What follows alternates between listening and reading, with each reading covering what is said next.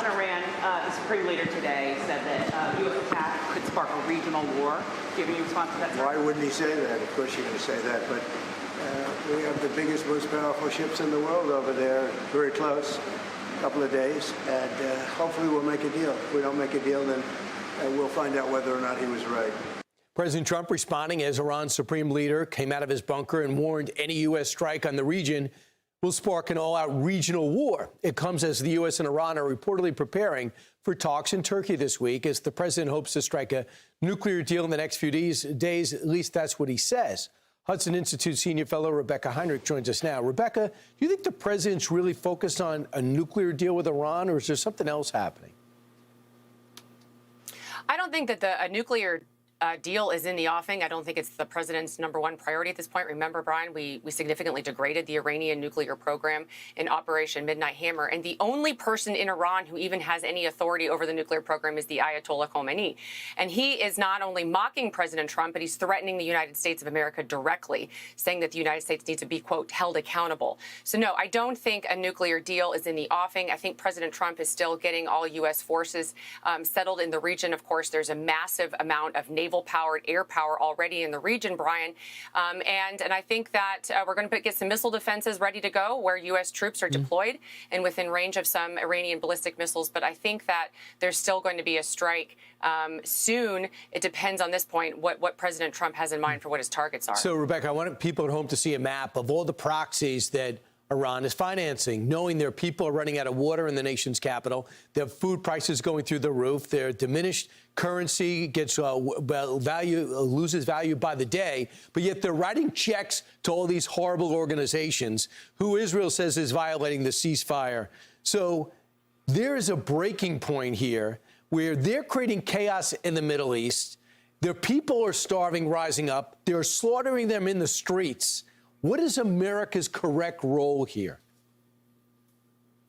Yeah, so the Iran regime is the greatest source of instability throughout the entire Middle East.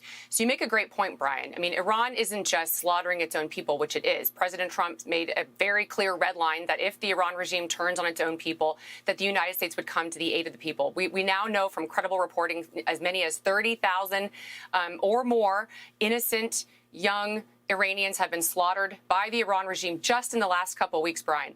And then, rather than trying to solve that problem and regain stability, the regime is funding and fueling terrorist proxies throughout the Middle East, disrupting President Trump's peace plan with the Israelis. And of course, Americans have also been killed by proxies funded and by the Iran regime.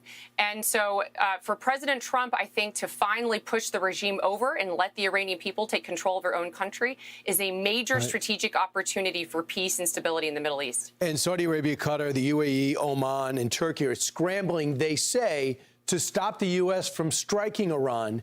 But yet all those countries have had huge problems outside Turkey with Iran. What are we to believe? So all of those countries benefit from a severely weakened and degraded Iran, and of course, a removal of the Ayatollah from the Iran governance. And so all of those countries are really enemies of the Iran regime. They benefit from having a strong Israel, actually, in the Middle East to stabilize the area. So I think, Brian, sometimes those countries will publicly say they oppose it because they have domestic Muslim audiences that are tied to what happens in the region. Of course, they don't want to be seen as siding with the United States.